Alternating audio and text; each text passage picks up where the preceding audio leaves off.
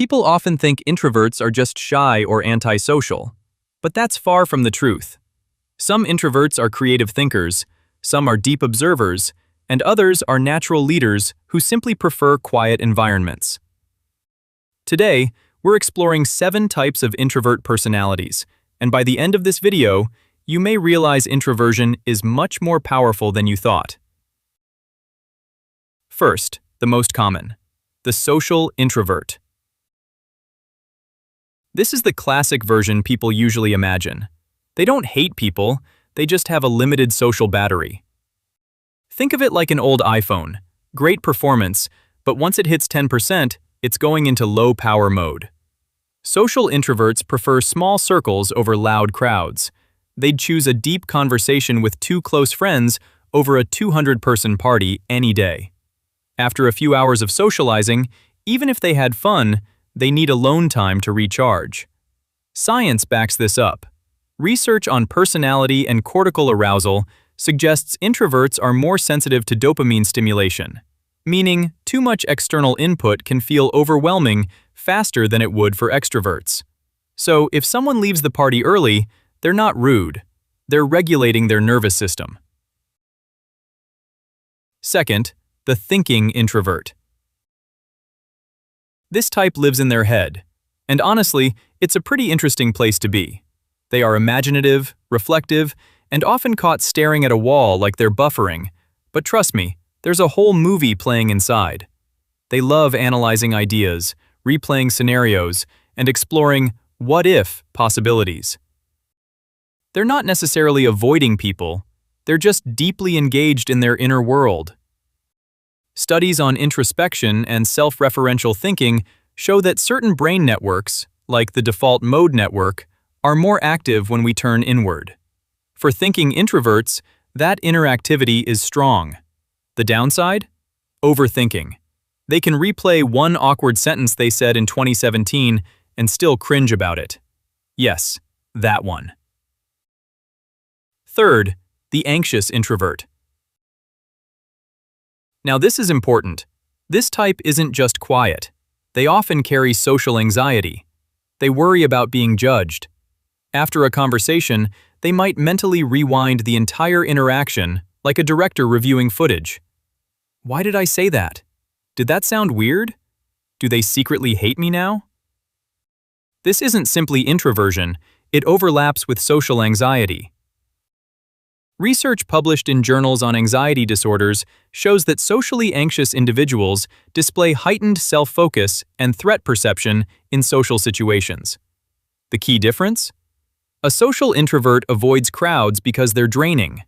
An anxious introvert avoids them because they're scary. That distinction matters.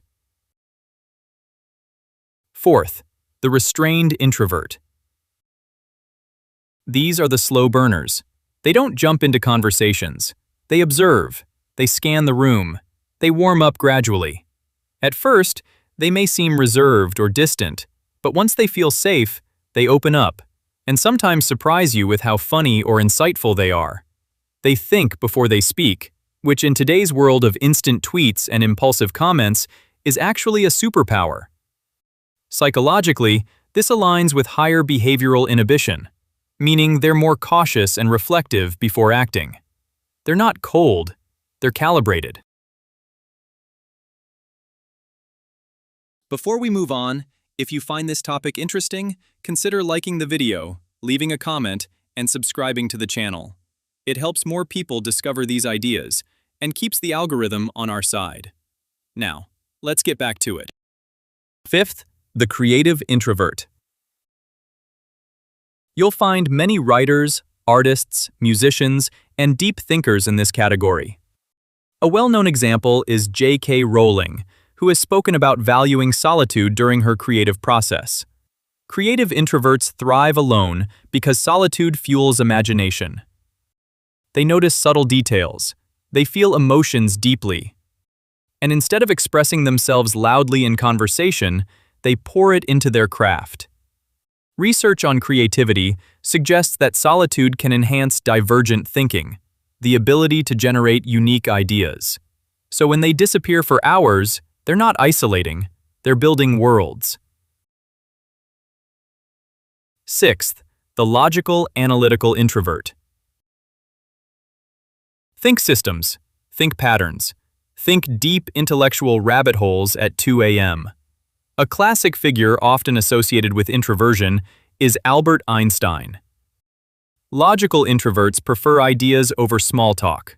While others bond over weather updates, they want to discuss black holes, economic systems, or whether free will truly exists. They process information deeply and systematically. Neuroscience research suggests introverts often show increased blood flow in the frontal lobes, areas linked to problem solving and planning. They're not antisocial, they're just more stimulated by concepts than casual chatter. Small talk drains them, big ideas light them up. Seventh, the highly sensitive introvert. This type experiences the world intensely. Loud noises feel louder. Bright lights feel brighter. Emotional tension in a room? They sense it instantly. They are often deeply empathetic and intuitive. The concept of high sensitivity has been studied under the framework of sensory processing sensitivity. Research by Elaine Aron and others suggests that highly sensitive individuals process stimuli more deeply at a neurological level. Combine that with introversion, and you get someone who needs calm environments to function at their best. They're not too sensitive. Their nervous system is just finely tuned, like a high-end microphone that picks up every whisper. Now here's something interesting. These types aren't rigid boxes. You might be a social introvert who's also highly sensitive, or a thinking introvert with a touch of anxiety. Personality is layered. Human beings are complex. And according to trait theory, particularly the Big Five model, introversion exists on a spectrum, primarily linked to lower extroversion, not a lack of confidence or charisma. One myth we need to kill right now. Introversion is not a weakness. In fact, many strengths are correlated with introverted traits: deep focus, empathy, strategic thinking, creativity, and emotional regulation. In a world that often glorifies loudness, introverts bring depth. And depth builds empires, ideas, art, and meaningful relationships. At the end of the day, being introverted isn't about avoiding the world. It's about engaging with it differently. And once you understand your type, you stop trying to fix yourself and start designing a life that actually fits your nervous system. And that's it for today's topic. If you watched all the way to the end, thank you. I truly appreciate your time. Hopefully this video gave you a new idea, a new perspective, or at least something interesting to think about. If you enjoy videos like this, make sure to subscribe because we upload new content twice every week. So there's always another idea waiting for you. Thanks again for watching, and I'll see you in the next one.